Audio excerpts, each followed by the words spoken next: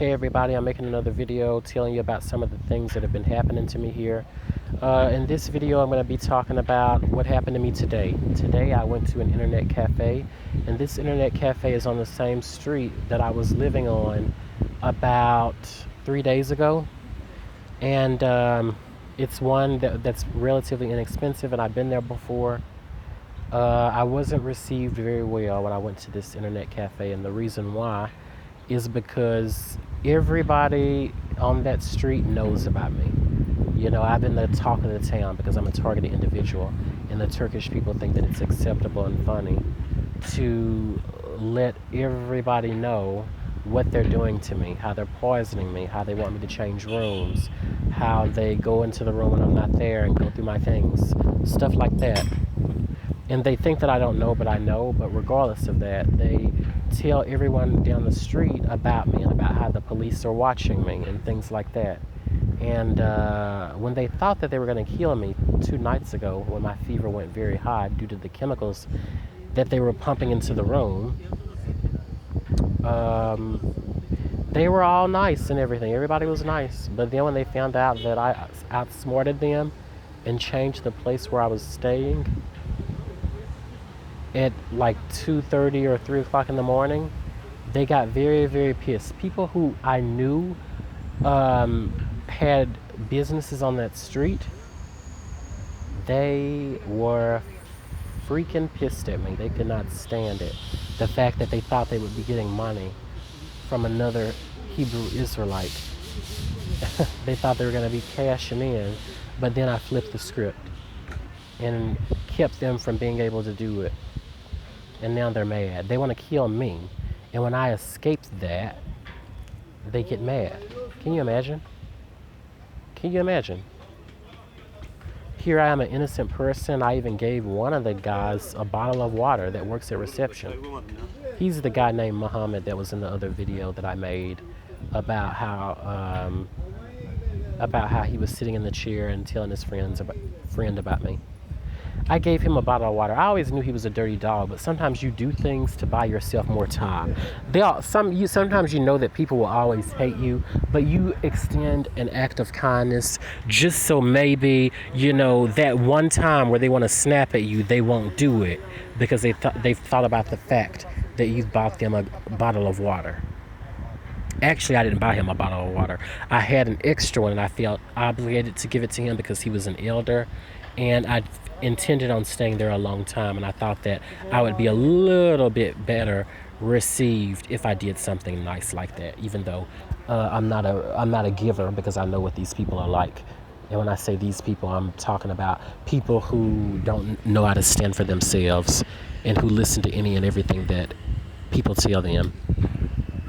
And something else I want to say is the fact that I can't even remember what I was going to say. Let me just let it roll, because I have so much to say, but I say so little. You know, they're just a lot of dirty people, but here it is. This is what I was going to say. A lot of these people, they've been told bad stuff about me by the police and all of that, and they've been told, oh, watch him, he's bad, he's this and that. But the question is, if I'm so bad, why am I not in jail? Why was I able to leave the U.S., you know? People, they think that they're so smart until they're so stupid. They think that, you know, they think, oh, obviously because he's black, he's bad. And obviously because he's a black male and not in his country, he's bad. But one thing that I've learned in my life, those who want to do things against you because they think you're bad, those are the ones who are truly bad. Those are the scum of the earth, really. You know? Because if someone told me something negative about someone else, I would not take it upon myself to try to be the informant or laugh at their demise and laugh at the fact that I'm pumping chemicals in. I wouldn't want to be involved in it. What I would be saying is, you know, I don't know the full situation. Maybe there's a good explanation behind why the guy did it. You know, he's nice to me. He's never mistreated me, so I'm going to treat him with kindness. But obviously, the children of the world don't do it, and only the children of Jesus Christ are a little naive to do things like that. We're the ones who can always see the cup halfway full when it comes to people. But nobody else can see that about us. And as a black individual, I can honestly say that from my experiences, people can see, people can see, people can see, no matter how much many good things we do as individuals, it'll never be good enough. Why? Because they always think of the blacks as the underdogs. They always think of black people as the underdogs. They think of us as underdogs and less fortunate and less deserving. And every time there seems to be punishment that's rendered to people, we seem to get the most stiff punishment. We're the ones who get no second chances for the most part. I can't speak for everyone because there's certain people who have it bad also, and they may not be black, but I'm talking about overall, the things that I've experienced in my life. And I'm not saying that black individuals are perfect, because they are the reason that I'm no longer employed at American Airlines as a flight attendant. I did a very good job at what I did, and I was always on time for work, never called in sick, and always went above and beyond on the plane, but that was never good enough. It was never good enough for my black colleagues. Honestly, they treated me worse than any other race. That's one thing, but I'm talking about something slightly different. When we look at people who have the power to do good, they don't do good. They save it for their own. And there's never any given to people that are good people who happen to be black. That's what I'm saying. Every case, every situation, or every person is a case by case kind of thing. But yeah, it's a case by case kind of thing, but it's really, really sad that there are no people these days in the world who have that intuition to know that there are some good black people out there who would treat you like family if they ever were in a situation where you needed their help.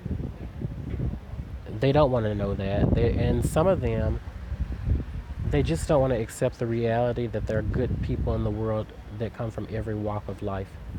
And that's what makes it dangerous to be black as a targeted individual, because you can go places and bad things can happen because these people, they slander your name, and the people that are being fed this negative information about you, even though they've never seen it for themselves, they want you dead, and they don't even know that you're the type of person who's so good until you would save their life if you ever had to. The situation of being targeted has definitely hardened me because, quite honestly, when I look at some people who ask me for money, yeah, I'll give. But I'm the type of person that likes to give money to people who don't ask. You see that they're downtrodden, you see that they're poor and that they're on the street, but yet they're not asking. And there's something about that that's very attractive. You know that they need it more than the people who do ask sometimes. But yet, you can just tell that those are most likely the people that put their trust in God and have the faith to know that if it's meant for them to get money, they will be able to get it without asking. I'm not saying that for everybody. I do give to people who don't ask, but I have become a little bit more hard and a little bit more watchful of who I give my money to. Not every poor person deserves the mercy of God. Some of these poor people are people who God has brought down to the ground due to the fact that they do things like what people are doing to me, and I'm innocent.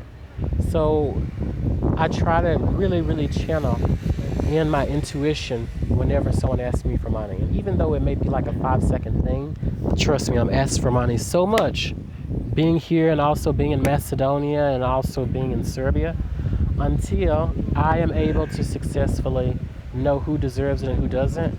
And sometimes I do want to give and I may not have enough change, or I just have to put it in God's hands and say, God, here I am, a targeted individual. I have to look out for myself first.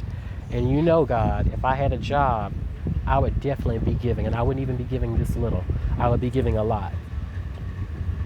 So what if people have to use the money you give them to buy alcohol? So what? Because quite honestly, if our lives were as stressful as their lives, perhaps we would be buying alcohol as well.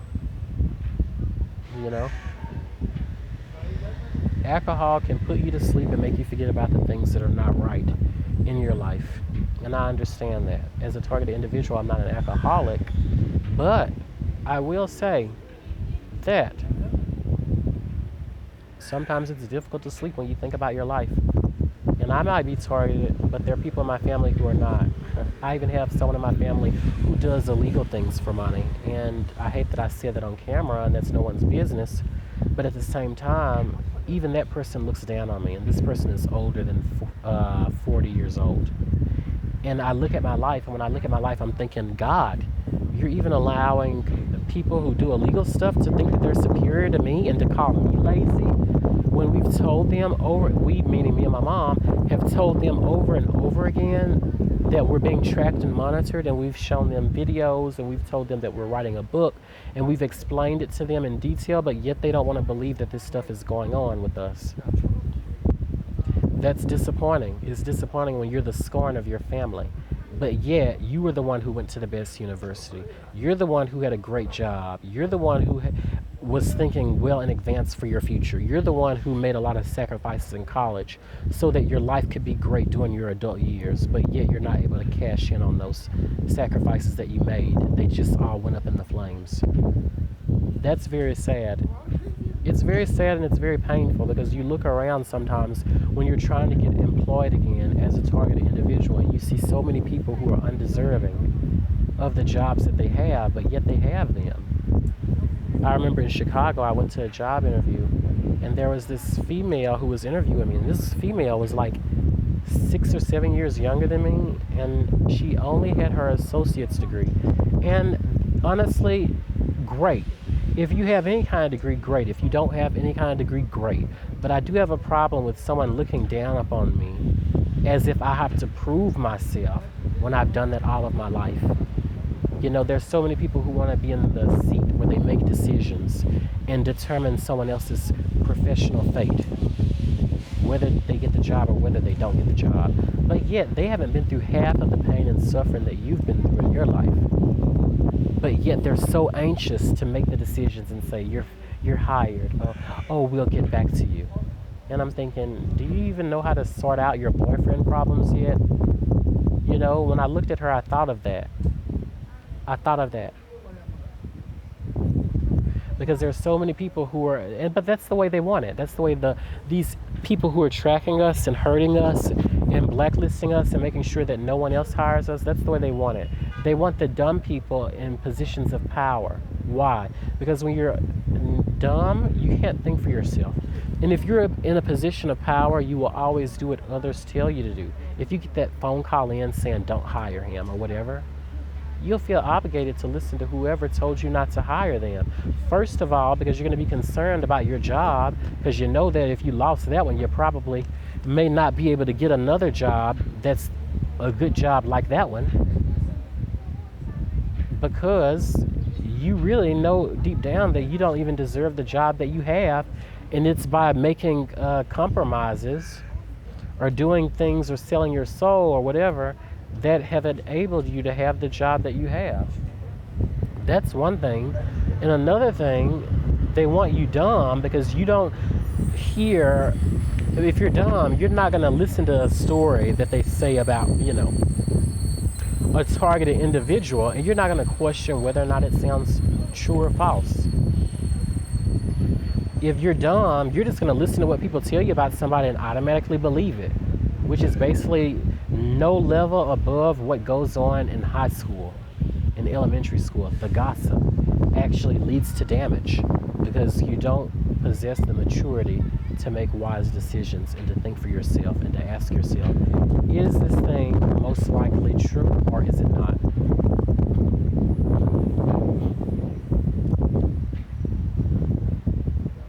You know? And one last thing I want to say in this video is that it's really sad that I consider this to be the persecution of the saints. I consider the targeted individual situation to be the persecution of the saints, of the upright. And the reason why I say that is because this is one situation where only God can help you. Nobody can help you. Nobody in the world can help you.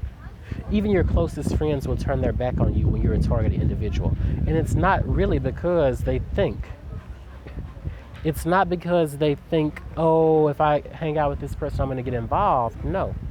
It's because they think you're crazy, because they don't think it exists. They think that you've hit a hard point in your life and you don't understand the difference between reality and fiction. You know? These people killed my aunt. And it's really sad that when my aunt left out of this world on April the 19th, 2019, at Northwestern Medical Center in downtown Chicago, because she was a targeted individual and because they told the doctors to give her medicines that didn't agree with her, so that it would cause her to have an allergic reaction. It's sad that that happened. That's how it happened. But the reality of the matter is that her kids didn't believe that she was targeted. They didn't believe it. Yeah, I'm talking about Sharon, I'm talking about Brian, and I'm talking about Greg and Nicole. And when my mom would mention things like chemtrails and stuff like that, they would laugh. Nicole would laugh. Marcus would laugh. And Marcus isn't even a family, really. He's just family through marriage, not blood. But anyway, I'm just calling out the names so people can have no question as to who I'm talking about if these videos ever do make it onto their computer screen. But yeah. You know, my aunt left the world and she's been upright all of her life and read the Bible multiple times and always tried to do what was right. She was so right until I couldn't stand it because I thought she needed to stand up for herself and stop turning the other cheek when people did her wrong, but she never did it. She always took the